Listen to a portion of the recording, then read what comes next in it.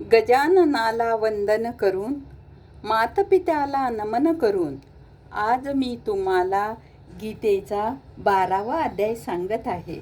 जे श्रवण केल्याने घरात धनसंपदा समृद्धी येते. ओम नमो भगवते वासुदेवाय. ओम नमो भगवते वासुदेवाय.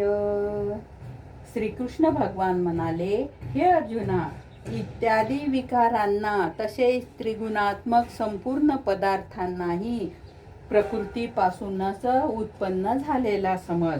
कारण कार्य आणि कारण यांच्या उत्पत्तीचे कारण प्रकृती म्हटली जाते आणि जीवात्मा सुखदुःखांच्या भोगतेपणाचा म्हणजेच भोगण्याला कारण म्हटले जातो. परंतु प्रकृतीमध्ये स्थित असलेलाच पुरुष प्रकृतीपासून उत्पन्न झालेल्या सर्व त्रिगुणात्मक पदार्थांचा भोगत असतो आणि या त्रिगुणाचा संगच या जीवात्म्याला चांगल्या वाईट योनीत जन्म मिळाल्याला कारण आहे.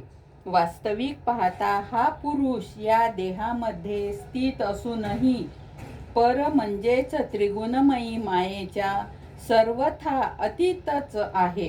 केवळ साक्षी असल्यामुळे उपद्रष्टा आणि यथार्थ समती देणारा असल्यामुळे भ्राता जीवरूपाने भोगता आणि ब्रह्मदिकांचाही स्वामी असल्यामुळे परमेश्वर आणि शुद्ध सच्चिदानंद घन असल्यामुळे परमात्मा असा म्हटला गेला आहे. अशा प्रकारे पुरुषाला आणि गुणासहित प्रकृतीला जो मनुष्य तत्वाने जाणतो तो सर्व प्रकारे वर्तत असूनही पुन्हा जन्मत नाही, म्हणजेच पुनर्जन्माला प्राप्त होत नाही. हे अर्जुना, त्या परमपुरुष परमात्म्याला कित्येक माणसे तर शुद्ध झालेल्या सूक्ष्म बुद्धीने ध्यानाच्या द्वारे हृदयात पाहतात आणि दुसरे कित्येक ज्ञानयोगाच्या द्वारे पाहतात आणि इतर कित्येक निष्काम कर्मयोगाच्या द्वारे पाहतात. परंतु यापेक्षा दुसरे म्हणजेच जे मंद बुद्धीचे पुरुष आहे ते स्वतः अशा प्रकारे न जाणताही दुसऱ्यापासून म्हणजे तत्वाला जाणणाऱ्या पुरुषापासून श्रवण करून व उपासना करतात. म्हणजेच त्या पुरुषाच्या सांगण्यानुसार व श्रद्धेने तत्पर होऊन साधन करतात. आणि श्रवण पारायण झालेले पुरुष सुद्धा मृत्यूरूपी संसार सागरात निसंशय तरून जातात.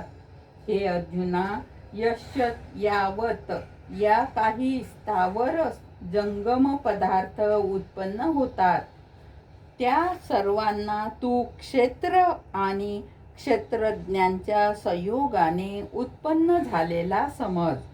म्हणजेच प्रकृती व पुरुष यांच्या परस्पर संबंधाने संपूर्ण जगाची स्थिती आहे.